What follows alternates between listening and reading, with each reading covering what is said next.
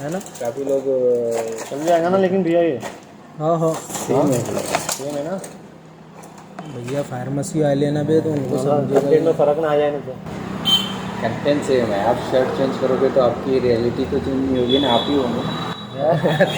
सही बात है, आधार कार्ड पे आपका ही नाम रहेगा ना। सही बात ये है। बात तो सही बोलेगी। और काम भी तुम वही करोगे जो तुम करते हो। अच्छा, ऐसा चल जाता है। एग्रीमेंट बनेगा, उसमें आप पार्टनरशिप डीड होती है ये। और ऐसे में जब फार्मासिस्ट अगर नहीं रहा और मैं ओनर हूँ तो मैं बेच सकता क्या? इस समय चल जाता है बेचना, ड्रग इंस्पेक्टर नहीं आया तो नॉलेज अच्छा, वो कब्जा था। लेकिन है लीगल नहीं ना भैया वो। नॉलेज होना चाहिए। नॉलेज होना चाहिए, वो तो सही है।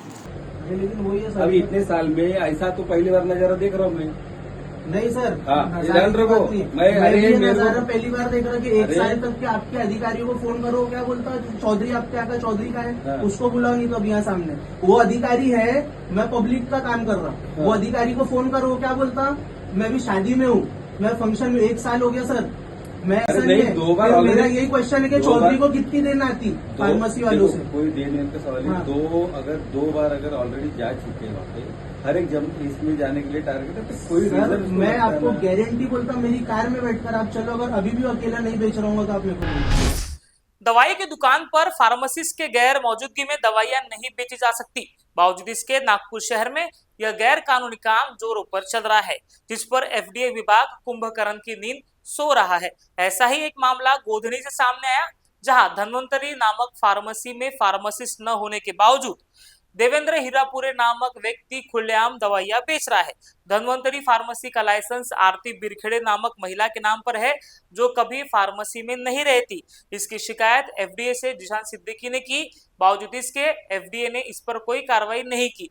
जिसके बाद जनता फाउंडेशन के अध्यक्ष जिशान सिद्दीकी ने मामले में एफडीए अधिकारी को सवालों के घेरे में खड़ा किया।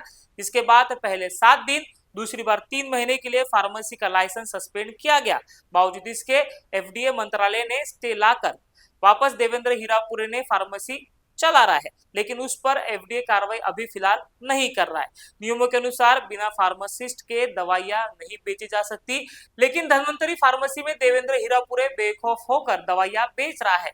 इस पर कठोर कार्रवाई करने की मांग जिशान सिद्दीकी ने की है।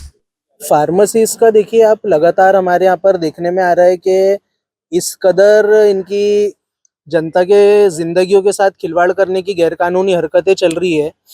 इसमें सबसे बड़ा इशू ये है कि हमारे पास में ऐसी कई खबरें हैं जहाँ पर फार्मेसीज वाले सबसे पहली बात तो जनता को ये परेशान करते कि ज़रूरत की मात्रा से ज़्यादा मात्रा में मेडिसिन खरीदने मजबूर करते हैं। इससे भी बड़ा इशू ये है कि कई फार्मासिस्ट लोग अपनी मेडिकल स्टोर में मौजूद नहीं रहते हैं। कोई भी नॉन फार्मासिस्ट जिसको मेडिसिन का एम भी नहीं समझता है, वो बैठ करके मेडिसिन बेचता है। ऐसी एक मेडिकल स्टोर है Dhanvantari medical store, Godhni road के मानकापुर पुलिस स्टेशन के सामने में बिल्कुल। यहाँ पर मुझे ऐसा जानकारी मिली थी कि यहाँ पर भी इसी तरीके का गैरकानूनी काम शुरू है, फर्जीवाड़ा शुरू है। वहाँ पर आरती बिरखेड़े करके एक लेडी फार्मासिस्ट है। फार्मासिस्ट जो लेडी है जिसके पास इसकी डिग्री है, वो वहाँ मौजूद नहीं रहती है। देवेंद्र हीरापुरे करके कोई व्यक्ति है, वो वहाँ पर मौजूद रहता है और खुद को मेडिकल प्रैक्टिशनर बताकर, फार्मासिस्ट बताकर वो मेडिसिन सेल करता है। हमने जब उसका स्टिंग ऑपरेशन किया था, आपको मैं वो वीडियो प्रोवाइड कर रहा हूँ, काफ़ी समय से चल रही है मुहिम। वो स्टिंग ऑपरेशन के वीडियो में बाकायदा ये बताता है कि मेरा B Pharm D Pharm KDK college से हुआ है। लेकिन जब हमने इसकी माहिती निकाली एफडीए से, ये पता चला कि देवेंद्र हीरापुरे नाम का कोई फार्मासिस्ट रजिस्टर्ड है नहीं, फिर भी वो मेडिकल स्टोर में मौजूद रहता है और वहाँ से मेडिसिन सेल करता है। इसकी शिकायतें की गई तो ये जो एफडीए है, प्रशासकीय इमारत क्रमांक 2 के नीचे, अभी मैं खड़ा हूँ एफडीए की बिल्डिंग के नीचे, एफडीए विभाग इनको आखिर फार्मासिस्ट द्वारा नशे की या नींद की कौन सी ऐसी गोली दी जाती है हमको नहीं पता, कि एफडीए सबसे बेहतरीन नींद सोता हुआ डिपार्टमेंट मेरे को नजर आता है।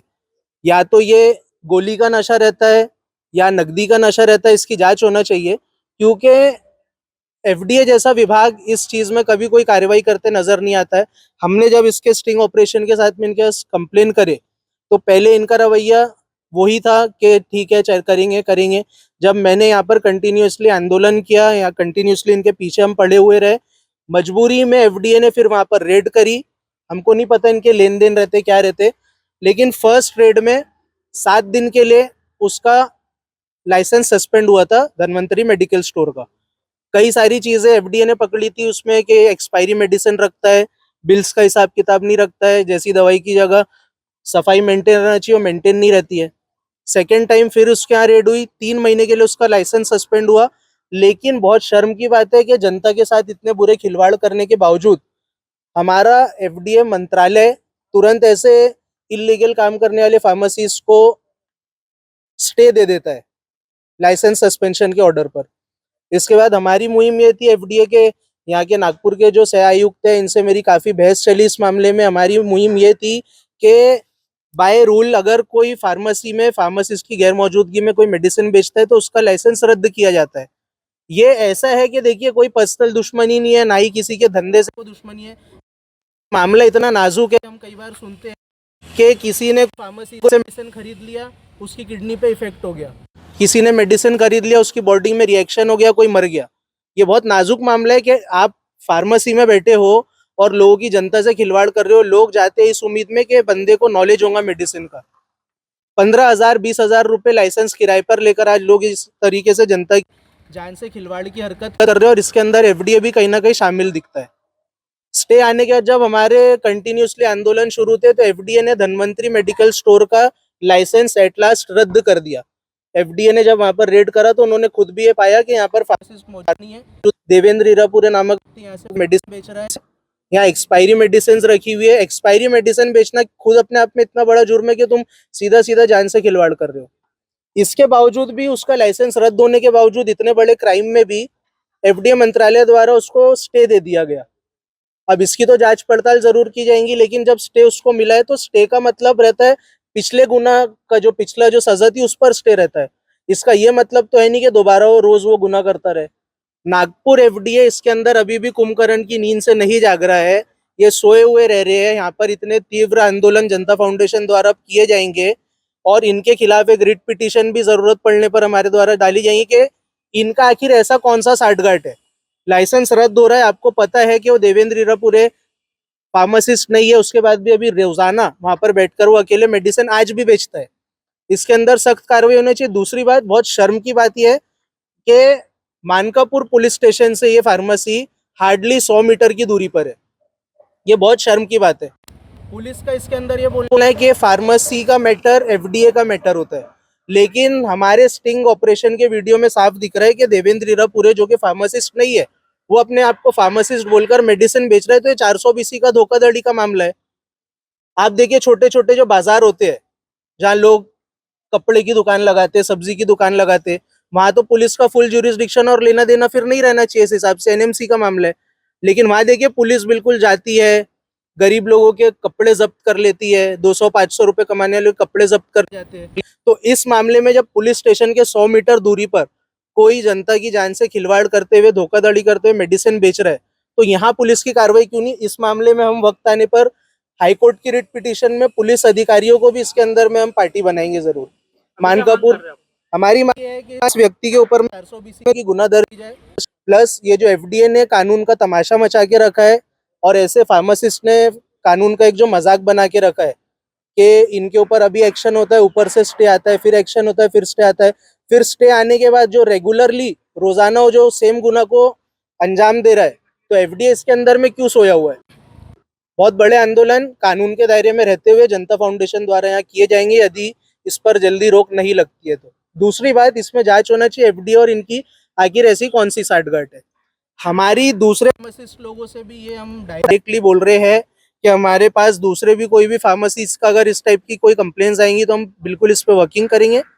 फार्मेसी वालों ने ये हरकत बंद कर देना चाहिए कि अगर कोई डॉक्टर ने किसी को 4 गोली का प्रिस्क्रिप्शन लिख कर दिया है, सुप्रीम कोर्ट हाई कोर्ट के इसमें जजमेंट से ऑर्डर्स आए हुए हैं कि आप किसी को फोर्स नहीं कर सकते 10 गोली का पत्ता लेने के लिए।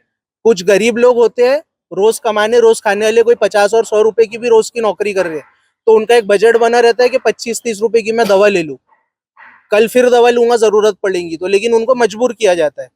दूसरी बात, बिना प्रिस्क्रिप्शन के जो मेडिसिन बेच रहे हैं तो कई जगह हमको ऐसी शंका है, N10 वगैरह की मेरे को ऐसी जानकारी मिली है कि जो एक गोलियां रहती है जो नशे के पदार्थ के तौर पर यूज की जाती है, ये मेडिसिन बेची जा रही है कुछ जगह पर, लेकिन अभी हम खुलकर उनका नाम इसलिए नहीं ले सकते क्योंकि हमारे पास में विद प्रूफ वो चीज अभी जमा न होने की है। जैसे ही जमा होंगी उस चीज का भी खुलासा जरूर किया जाएगा। धन्यवाद।